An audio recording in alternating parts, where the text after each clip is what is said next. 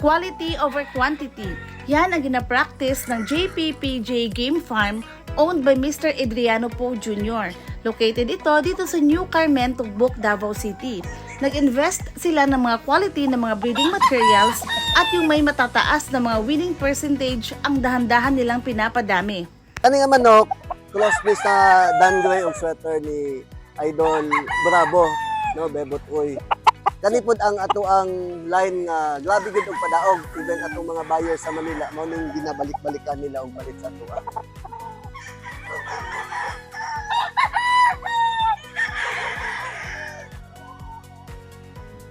More on Bravo lines, dire sir. Oh, ang ako yung mga materyales pagsugod yun nako, dito yun halos gikan kang Sir Bebot Uy, kang Idol Bravo. O nihangyo ko sa iya nga kung pwede makapalit ko sa iyang mga materyales. So susugot man pud siya. So halos dito 80 to 90% gikan yun dito. Oo. So kani siya katong pag-champion nato sa Aquino. Among gigamit ato sa championship puros good grays, full brothers. Ang ginatawag namo og power gray or shortcut na po kay Jun po gray pero power gray.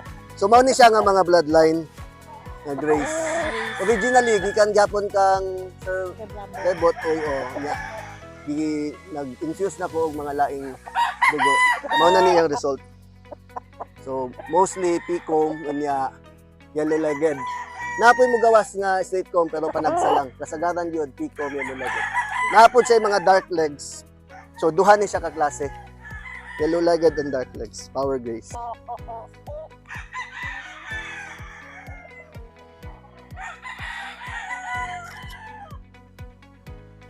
Ano is white dome. Ang original nga line ani is gikan kang Sir Ray Canedo. White Kelso. Pero anak gyapon to sa kang Sir B-Boy.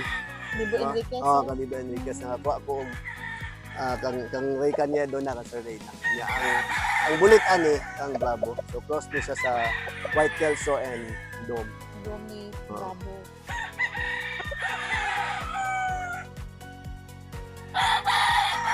So I think more on katulang tulo kasi karon mga red and grays pare-pareha ni siya ang mga lines. Dere tanan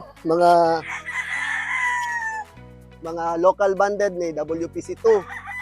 For sharing naman Oh. sir. Dili na actually turot na personal use na ni nako. Nakuha naman pud gid na actually napoy na malit gikan sa Manila, then napoy ni kuha gikan sa Jansan. Then ako ang uncle po si Sachek Rudy sa Tagum.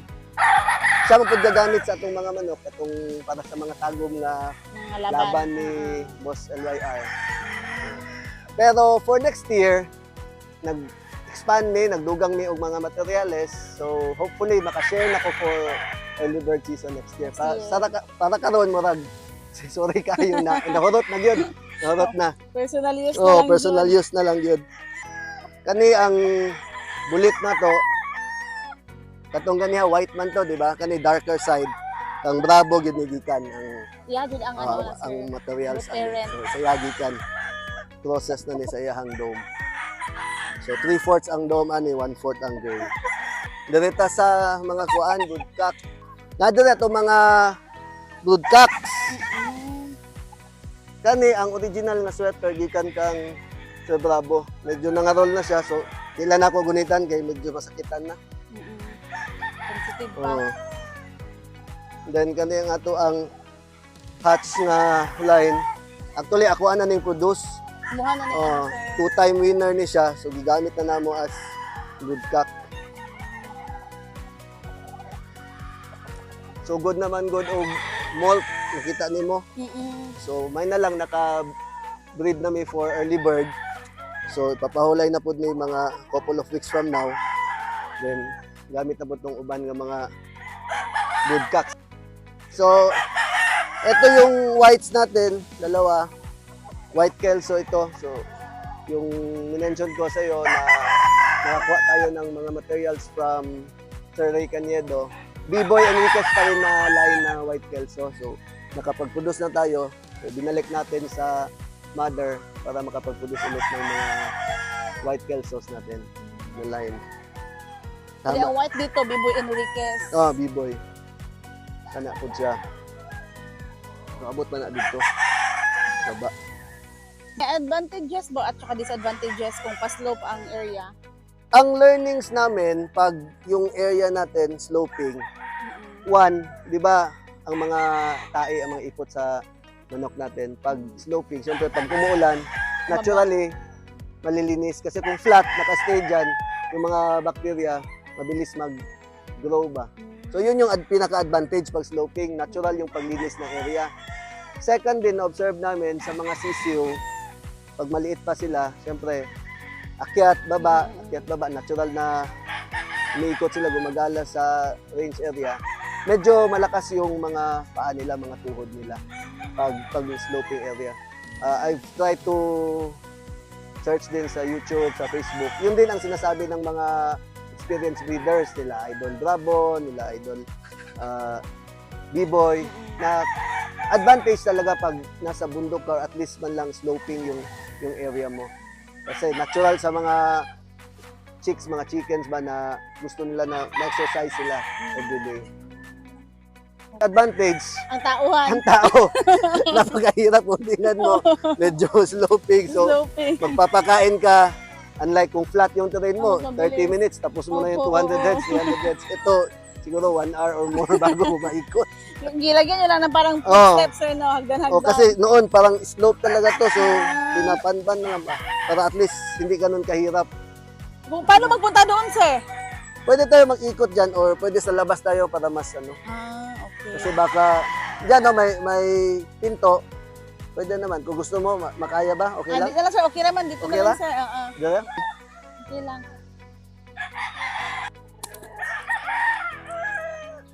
Medyo ingat lang tayo. Kasi minsan, slide yung lupa. Basig. Simba ko. Naman sila eh. Ang, pero dili ingana gid ka. Careful lang, ma'am, ha?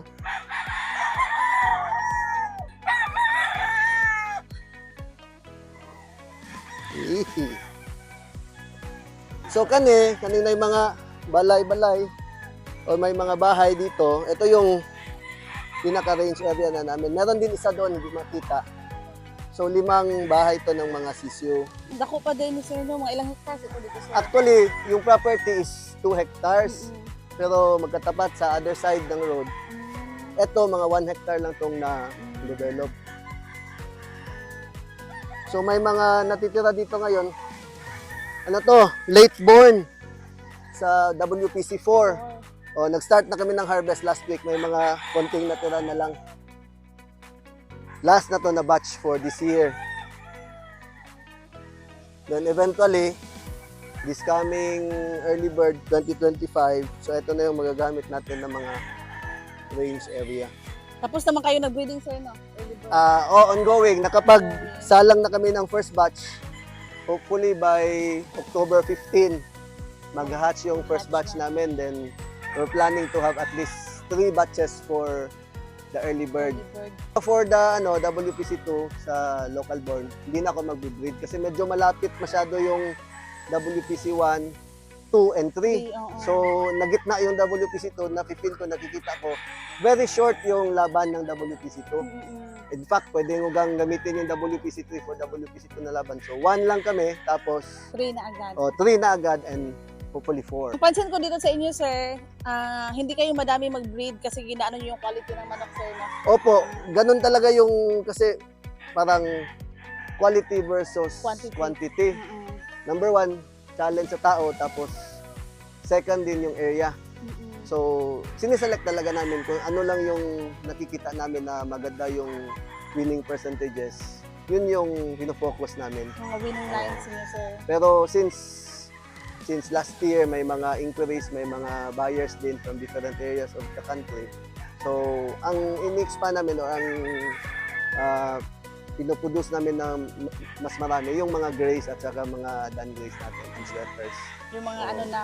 Although dagdag tayo sa quantity, pero ma-maintain natin pa rin yung quality ng produce natin na stags. Ang gusto ko dito, sir, na area para mapakita sa mga viewers na pwedeng i-develop ang ganito na area. Yes, oo. Mm-mm. medyo challenge lang talaga, pero pag talagang gusto mo, makapag-isip ka talaga ng paraan kung paano ma-maximize ba. Kung makita mo, di ba, medyo slopey masyado, pero kaya naman, ma-maximize naman natin yung area. Kung Dandahan yung lang mga, good, sir, oo, no? yung mga tipi ng stags ngayon, parang naka hagdan. Hagdan. Oo.